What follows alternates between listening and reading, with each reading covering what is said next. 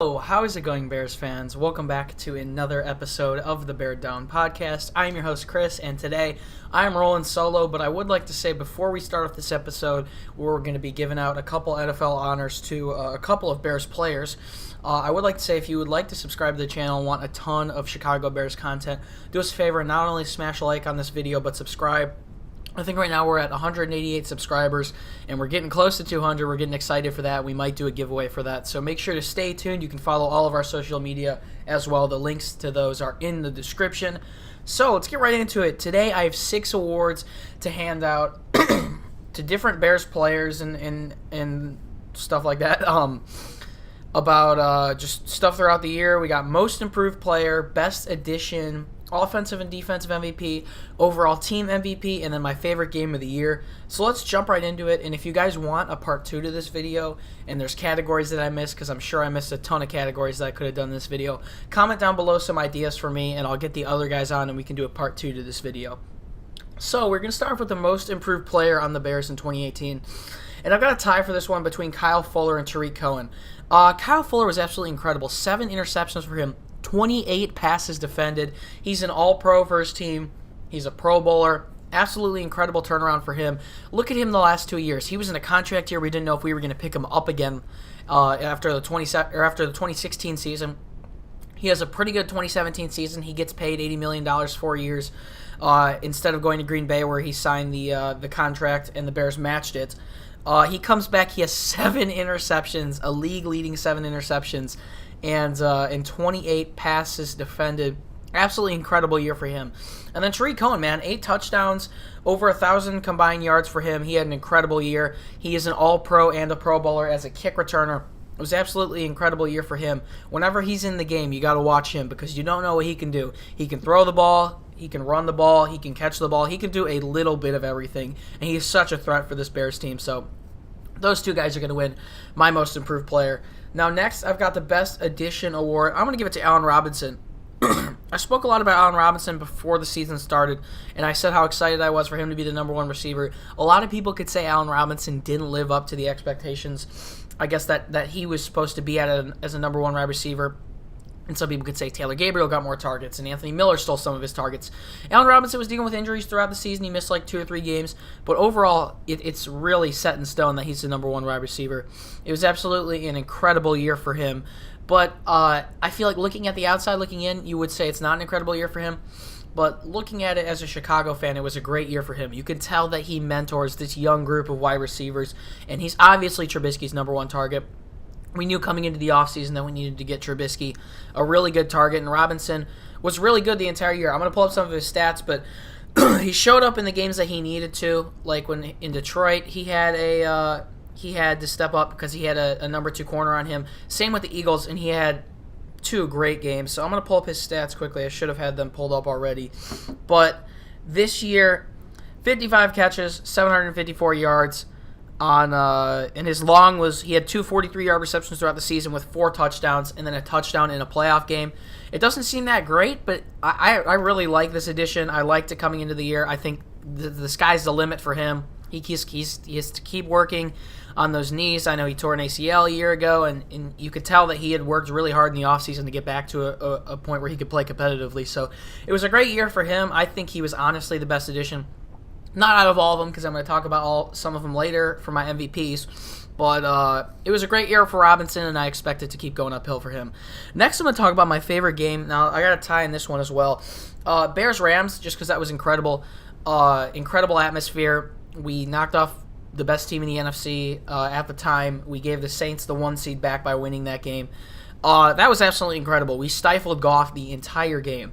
We didn't let them score any points. We shut down Todd Gurley. And we didn't manhandle their defense at all. Their defense was good against us as well. But Trubisky did what he had to do in that game with a touchdown to Bradley Sowell, where Bradley Sowell did the dance after the touchdown on that play with all the D linemen and O linemen in the game, and not one wide receiver, running back, or tight end on that play.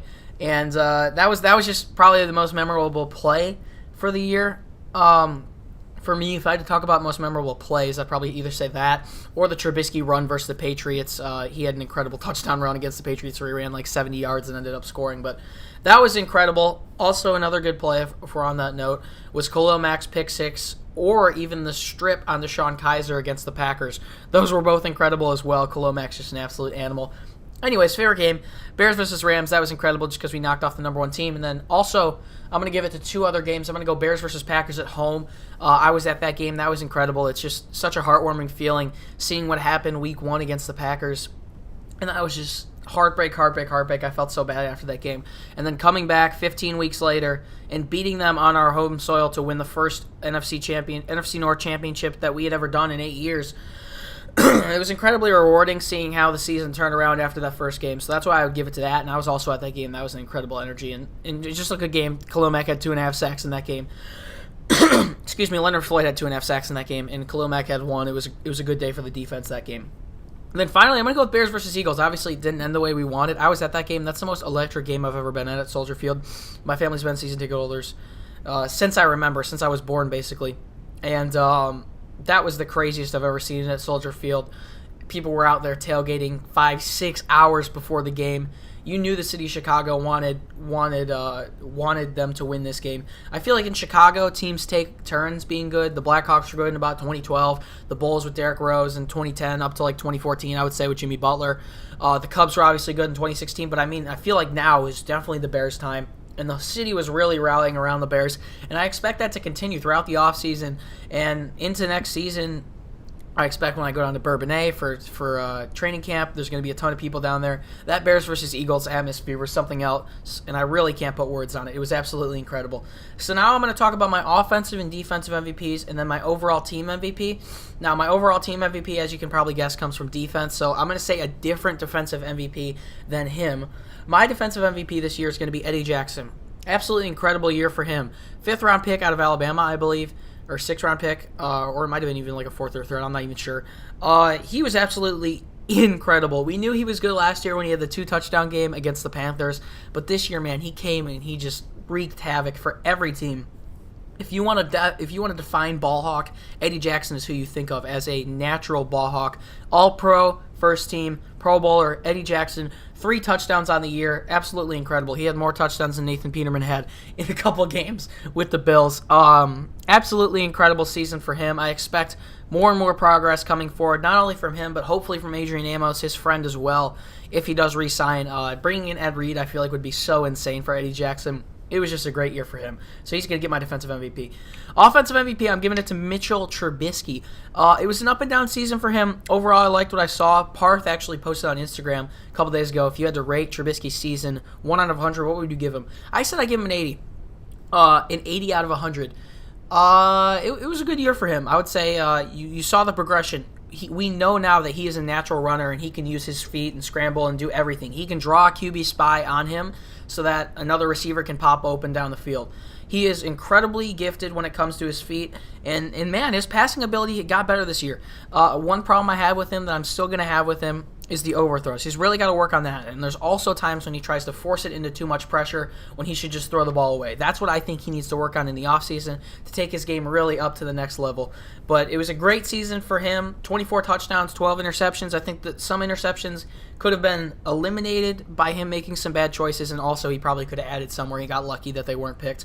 And also, I think 5 rushing touchdowns for him. I'm not sure. I didn't write that down. I wrote down the 24 and 12. But he had an incredible year running as well. My team MVP, it's pretty obvious. It's going to be Khalil Mack. Making the trade in the offseason, Ryan Pace really said, hey, this Bears team is ready to win now. And no one really knew once we got Khalil Mack. Everyone knew the defense was going to be good, but we didn't know if the offense was going to live up to that point.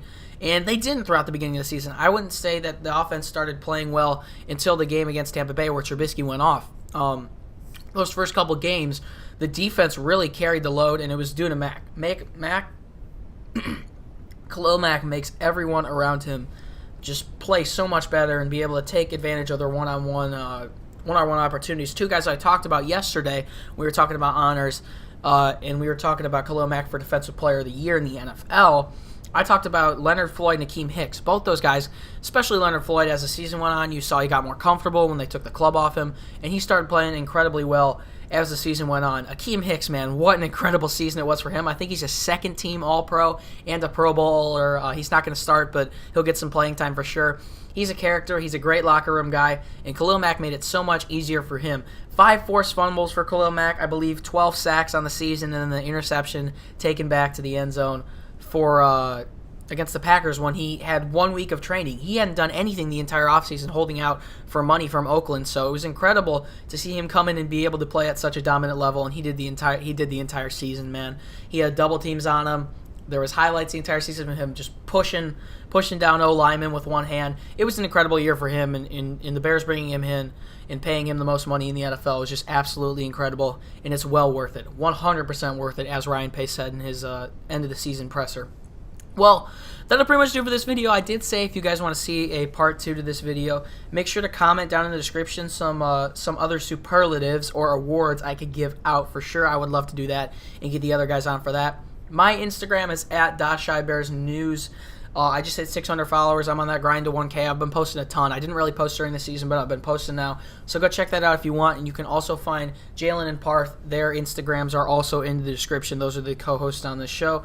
You can follow the podcast on social media at Bear Down. We just got a ton of new logos and stuff, so our pages are looking really, really clean right now. So that's exciting. But that'll pretty much do it for this one, guys. I will see you guys in the next episode. Bear Down, Chicago. Peace.